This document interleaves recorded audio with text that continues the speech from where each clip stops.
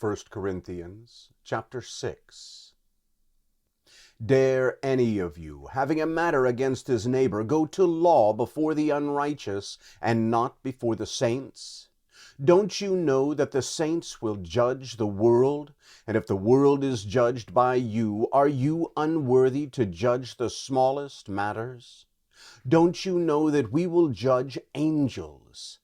How much more things that pertain to this life? If you then have to judge things pertaining to this life, do you set them to judge who are of no account in the assembly? I say this to move you to shame. Isn't there even one wise man amongst you who would be able to decide between his brothers? But brother goes to law with brother, and that before unbelievers. Therefore it is already together a defect in you that you have lawsuits with one another. Why not rather be wronged? Why not rather be defrauded?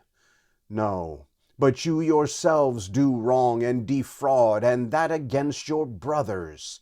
Or don't you know that the unrighteous will not inherit God's kingdom? Don't be deceived. Neither the sexually immoral, nor idolaters, nor adulterers, nor male prostitutes, nor homosexuals, nor thieves, nor covetous, nor drunkards, nor slanderers, nor extortionists will inherit God's kingdom. Some of you were such, but you were washed, you were sanctified, you were justified in the name of the Lord Jesus and in the Spirit of our God.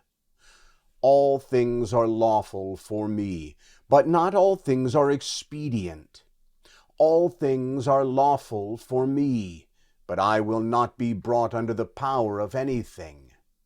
Foods for the belly, and the belly for foods, but God will bring to nothing both it and them.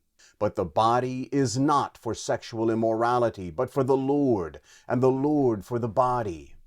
Now God raised up the Lord, and will also raise us up by his power.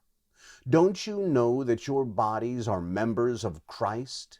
Shall I then take the members of Christ and make them members of a prostitute? May it never be. Or don't you know that he who is joined to a prostitute is one body? For the two, he says, will become one flesh. But he who is joined to the Lord is one spirit. Flee sexual immorality. Every sin that a man does is outside the body, but he who commits sexual immorality sins against his own body.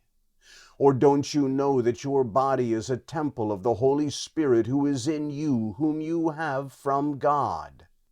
You are not your own, for you were bought with a price. Therefore glorify God in your body and in your spirit, which are God's.